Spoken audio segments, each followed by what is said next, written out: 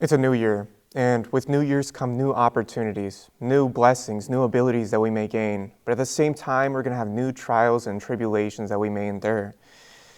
And New Year's are synonymous with New Year's resolutions. So I want to leave you all with a пожелание, or something to add on to your New Year resolution that's written in 2 Timothy chapter 2, verses 20 and 21. В большом доме есть сосуды, не только золотые и серебряные, но и деревянные и глиняные, и один в почетном, а другие в низком употреблении. Итак, кто будет чист от всего, тот будет сосудом чести, освященным и благопотребным Владыке годным на всякое доброе дело. To understand what Apostle Paul is talking about in this verse, we have to go a bit deeper, understanding what kind of vessels that he's speaking of.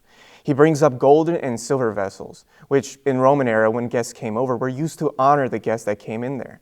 And then there were wooden ones, there were clay ones that were used for everyday and common type of activities, whether it was to clean up garbage or clean out something else up.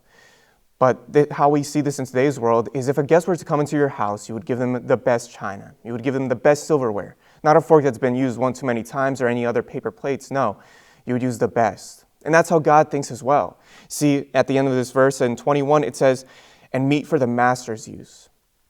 God is our master. We are the vessels in these homes. And the question stands, which type of vessel are we? Are we the vessel that honors, or are we the vessels that dishonor?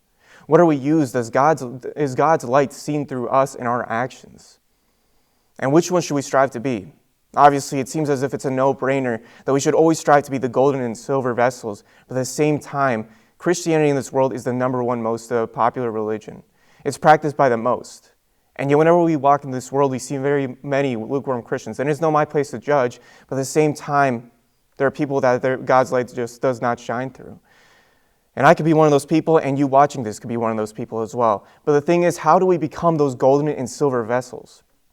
Well, at the very end, it says, if a man therefore purge himself from these. At first, I want us to talk about if a man. It doesn't talk about this man or that man or a specific person. Any person can come in this golden vessel by purging themselves. Not removing one sin, but removing all sin, by hating what is bad and loving what is good. And by going through this, then we become the golden vessels. We become Christ's ambassadors, and God's light is shining through us, and then we can work for Him. That's the biggest honor. With New Year's come new changes. And if we've seen anything from these past few years is that anything can change in an instant, a blink of an eye. We could lose a loved one, or a loved one can lose us. We can be sitting in quarantine, or we can be sitting in church. Everything changes around us, including our resolutions. Fulfilling activities that we want to obtain may not obtain or be fulfilling at all. But there's one constant in all of our lives, and that is God. With a set destination and a set goal that we have set, that is the only and main priority that we have to have in our lives, to try to get there, to heaven, and be with Jesus.